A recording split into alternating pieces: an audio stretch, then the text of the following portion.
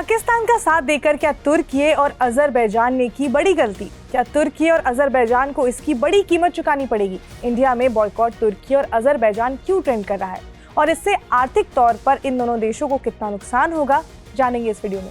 Hello, मैं स्वर्ण और आप देख रहे हैं स्विच। तो भारत ने 6-7 मई की रात पाकिस्तान और पीओके पर ऑपरेशन सिंदूर लॉन्च किया, जिसमें 9 आतंकी ठिकानों को निशाना बनाया गया। जिसके बाद पाकिस्तान ने भी इंडिया के कई शहरों पर अटैक किया। हालांकि भारत ने उसका मुंह तोड़ जवाब दिया। इस बीच तुर्की और अजरबैजान ने खुलकर पाकिस्तान का समर्थन किया और साथ दिया।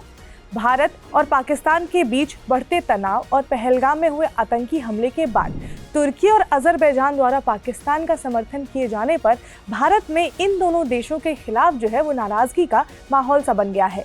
इस स्थिति का सीधा असर अब भारतीय टूरिज्म सेक्टर में दिख रहा है।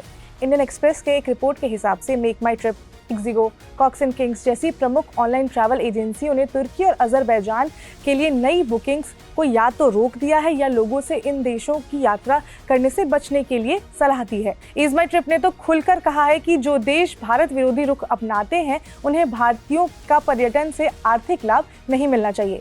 ईज माई ट्रिप के चेयरमैन निशांत पिट्टी ने सोशल मीडिया पर अपील करते हुए कहा है कि इंडियन ट्रैवलर्स ट्रैवल में अच्छा खासा खर्च करते हैं। ऐसे में अगर इंडियंस ऐसे देश नहीं जाएंगे तो उन देशों को इकोनॉमिकली सेटबैक लगेगा। दूसरी ओर इक्जिगो ने भी तुर्की और अजरबैजान और यहाँ तक कि चीन के भी फ्लाइट्स जो हैं और होटल बुकिंग जो है वो बंद कर दी है। इक्जिगो ने अपने पोस्ट में लिखा कि जब बात भारत की हो तो हम एक बार नहीं सोचते हैं। जय हिंद। तो तुर्की और अजरबैजान इंडियन ट्रैवलर्स के लिए एक पसंदीदा जगह बनते जा रही है। CNN के एक रिपोर्ट में बताया गया कि 2024 में जहां करीब 3.3 लाख इंडियन घूमने के लिए तुर्की गए, तो वहीं अजरबैजान 2.43 लाख लोग गए थे, जिसमें से तुर्की ने ऑलमोस्ट $500 मिलियन से ज़्यादा का रेवेन्यू जनरेट किया इससे। वहीं अगर हम अजरबैजान की बात करें तो उन्होंने $350 मिलियन जो है उसका रेवेन्यू जनरेट किया। तो अगर भारतीय पर्यटक वहां जाना बंद करते हैं तो इन दोनों देशों को आर्थिक तौर पर बड़ा झटका लगेगा। रिपोर्ट्स में बताया गया है कि टूरिज्म का तुर्की की GDP पर करीब 12% हिस्सा है और इसमें इंडियन टूरिस्ट का इम्पैक्ट भी काफ़ी ज़्यादा है। इंडियन एक्सप्रेस के एक रिपोर्ट में लिखा कि मेक माई ट्रिप पर बीते एक हफ्ते में इन दोनों देशों के लिए बुकिंग में 60% की गिरावट आई है और कैंसिलेशन में 250% की बढ़ोतरी देखी गई है।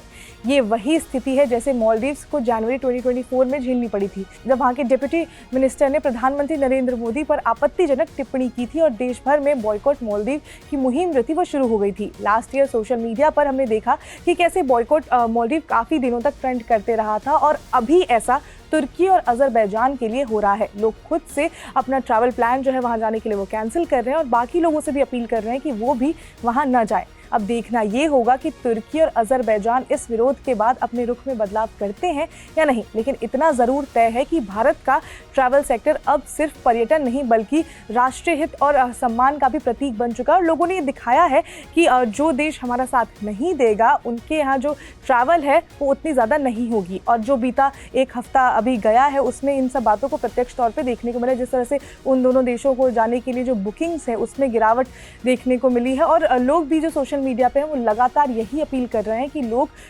तुर्की और अजरबैजान घूमने के लिए ना जाएं। तो इस तरह की और इंटरेस्टिंग रिपोर्ट्स को देखने के लिए सब्सक्राइब करें स्विच को।